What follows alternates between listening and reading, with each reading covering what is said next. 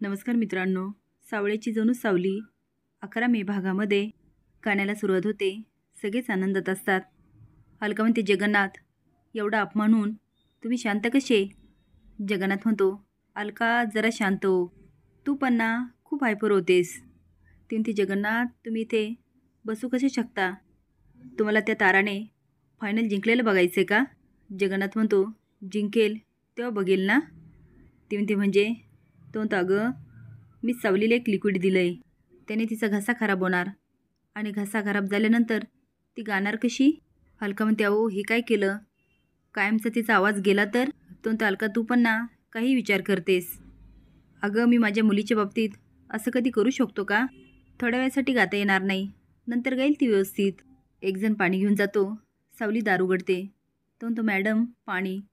सावली म्हणते, द्या इकडे. तो म्हणतो, नको नको, आत ठेवतो ना. तो आतमध्ये ठेवतो आणि निघून जातो. सावली दार लावते आणि पुन्हा माईकवरचा कपडा काढायला लागते. तेवढ्यात पुन्हा दार वाजतं. ती आता दार उघडते तर समोर सारंग उभा असतो. त्याच्या चेहऱ्यावर एक गोड स्माईल असतं. तो म्हणतो, सावली तुझ्यासाठी सरप्राईज आणलं आहे. तो आता सावलीबरोबर आत येतो आणि फुलांचा गुच्छ देतो. ते बघून सावलीला खूप आनंद होतो. तो म्हणतो, बघ ना सावली, स्टेजवरचे गाणारे सगळ्यांनाच दिसतात, पण त्याच्यामागे जी टीम कष्ट घेते ती कोणालाच दिसत नाही.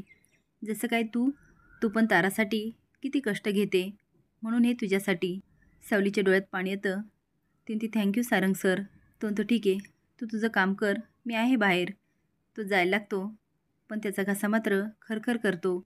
सावली पटकन तोच पाण्याचा ग्लास घेते आणि सारंगला देते. सारंग अर्धा ग्लास पाणी पितो आणि जायला लागतो, पण त्याचा घसा अजूनच बिघडतो. आता अनाऊन्स होतं ते ताराचं. सावली पटकन दार लावते आणि गाण्यासाठी सज्ज होते. ती स्क्रीनमध्ये बघते तर तारा भैरवीला नमस्कार करत असते. आता जगन्नाथ अलका एकमेकडे बघून स्माईल करतात. बबलू सोमचा खांदा दाबतो, तो पण लाजतो. तारा माईकवर टॅप करते. सावली पण तयार असते. आता ती तोंड उघडते, पण सावलीचा घसा मात्र खरखर करतो. ते ऐकून सगळेच चकित होतात आणि एकमेकडे बघायला लागतात. काही केलं ताराला काय गाता येत नाही. आता सारंगचा पण घसा खराब झालेला असतो, पण त्याच्या लक्षात येतं त्या पाण्याने. ते पाणी तर ताराने नसतं पिलेलं. तो पाण्याचा ग्लास असतो सावलीच्या रूममध्ये, त्यामुळे सारंगच्या कपाळावर आठे येतात. भैरव म्हणते, मी बघतेचा. ती पळत जाते. सावलीच्या रूममध्ये जाऊन तिच्या एक कानाखाली देते. सावली अशी काही धडपडते की विठ्ठलासमोर पडते. भैरवी मोठ्याने किंचाते, तुझी हिंमत कशी झाली? सावली बोलायचा प्रयत्न करते, पण तिचा काय आवाज निघत नाही. भैरव म्हणते, तुझ्या आवाजाला काय झालं? तू आत्ता तर नीट गात होती. आता सावली त्या पाण्याच्या ग्लासाकडे हात करते. भैरवी बघते, त्यामध्ये पावडर असते. आता मात्र भैरवीच्या पायाखालची जमीनच सरकते. रागाने ती अक्षरशः थरथर कापायला लागते. इकडे ताराला आता घामच फुटतो आणि ती चक्कर येऊन खाली पडायचं नाटक करते. आता सगळेच धावतात आणि ताराला उचलतात. ते सोफ्यावर आणून ठेवतात. तिलोत्तमा तिला पत्राने वारं घालत असते आणि म्हणते, तारा तुला बरं वाटतं ना? ए बबलू, ॲम्ब्युलन्स बोलव. बबलू पळत जातो आणि ॲम्ब्युलन्स बोलवतो. तेवढ्यात भैरव येते आणि म्हणते, तारा काय झालं तुला? तुला त्रास होतोय का? तारा हळूच तिरक्या नजरेने तिच्याकडे बघते. तिलोत्तमा म्हणते, तारा तुला गाता येईल का? भैरव म्हणते, नाही, आता तारा नाही गाणार. आणि जगन्नाथकडे बघायला लागते. जगन्नाथ हसतो आणि गळ्यातली माळ डोक्याला लावतो. तेवढ्यात अनाऊन्स करणार म्हणतो, मॅडम कार्यक्रम संपवावा लागेल, तुम्ही रिझल्ट जाहीर करता का? तिलोत्तमा वर जाते आणि विनर म्हणून भिकू म्हात्रेचं नाव घेते. आता तर भैरवीचा संताप होतो. तेवढ्यात जगन्नाथ म्हणतो, काय परिजीवी भैरवी वजे? हसत म्हणतो, कशी काटली पतंग? सांगितलं होतं ना तारा जिंकणार नाही, पण ऐकलंच नाही. हात करत म्हणतो, चला निघा.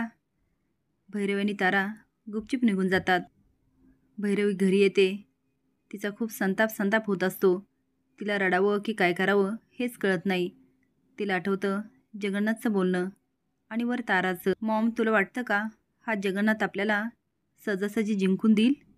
तेवढ्यात भिकू म्हात्रे येतो आणि म्हणतो, मॅडम तुम्हाला खूप आनंद झाला का? कारण सगळीकडे सगळं सामान फेकलेलं असतं. आता भैरवी उठू म्हणते, तुझी हिंमत कशी झाली माझ्या घरात यायची? चल निघ.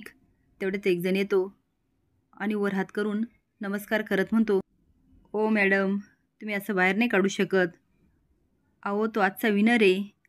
आता भैरव मोठ्याने ओरडते, माझ्याच घरामध्ये मला अक्कल शिकवणारा तू कोण आहेस? तो पण मोठ्याने ओरडतो, भिकाजी देवराम म्हात्रे. हे भिकूजी स्वतःकडे बोट करत म्हणतो, हे भिकाजी म्हात्रे वाटत नाही? हां, आईवर गेलाय तो, पण लाडका आहे माझा तो.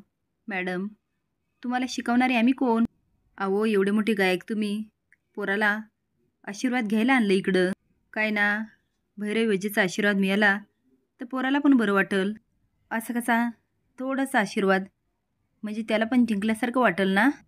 भिकू म्हणतो, बापूस, मॅडम काय बोलली माहिती आहे का? तुझा गळा अजून बरा नाही, तुला जाम प्रॅक्टिस करावं लागल, जाम रियाज करावं लागल ह्या गळ्यासाठी. भिकाजी म्हणतोय, वय काय? अरे बरोबर बोलल्या त्या, म्हणून तर तू ही ट्रॉफी जिंकलास ना. काय मॅडम, तुम्ही असे मोठ्या घरचे गरम पाण्याच्या गुळण्या करून गाणे म्हणणारे आमच्या गावातले पोरं बिंबीच्या देठापासून गातात. बरं म्हणते, थांबा, तुम्ही काय इकडं गावातलं शहरातलं करायला आलात? तो बोट करत म्हणतो, रोकठोक, मुद्द्याला हात आणि पाठीत लात. मुद्दा बसत म्हणतो, मुद्दा माझ्या पोराचं लग्न. आम्हाला आमच्या पोराच्या लग्नासाठी तुझ्या पुरीचा हात पाहिजे. नुसता हात नाही, अख्खी पोरगी पाहिजे सगळ्या घरात. पण आमच्या पोऱ्याला अजिबात व्यसन नाही, फक्त गातोय, हळदीचं गातोय. काय करायची का हळदीची तयारी? भैरव मोठ्याने ओरडते, उठा उठा, तुमची हिंमत कशी झाली माझ्या पोरीचा हात मागायची, आणि ह्या तुमच्या मुलासाठी? भिकू म्हणतो, मॅडम, कसं आहे ना, तुमची पोरगी लय भारी गाते. हसत म्हणतो, पण ती गातच नाही, तो तिचा आवाजच नाही. आता भैरवीच्या पायाखालची जमीनच सरकते. ती म्हणती, म्हणजे? भिकाजी म्हणतो, तो सावलीचा आवाज आहे, आम्ही पाहिला आहे ना. काय आमच्या पोरीबरोबर तुमच्या पोरीचं लग्न लावून देता, की रिक्षाला भोंगा लावू आणि अख्ख्या गावभर सांगू की तो आवाज सावलीचा आहे? आता भैरवी तर थरथर कापायला लागते. भिकाजी म्हणतो, चला भिकू शेठ, मला वाटतं मॅडमला हा प्रस्ताव काय मान्य नाही. भैरव रडत म्हणते, थांबा. आता दोघंही थांबतात. ते आता जड अंतकरणाने म्हणते, माझ्या मुलीचा हात तुमच्या मुलाच्या हातात मी द्यायला तयार आहे. आता दोघंही उड्या मारायला लागतात. भिकाजी म्हणतो, भिकू शेठ, अभिनंदन अभिनंदन, चला तयारी लागूया. दोघंही निघून जातात. आता भैरवी रडत खाली बसते आणि म्हणते, सावली, मी तुला सोडणार नाही. तुझ्यामुळे सगळं झालं. माझ्या मुलीचा हात मला असल्या मुलाच्या हातात द्यावा लागतोय. आता बघ मी तुझ्या आयुष्याची कशी वाट लावते. तुम्हाला काय वाटतं, भैरवीनी ताराला योग्य शिक्षा मिळाली का आणि सोम वाचला का? हे कमेंट बॉक्समध्ये नक्की सांगा. नवीन अपडेट जाण्यासाठी लाईक आणि सबस्क्राईब करा. धन्यवाद.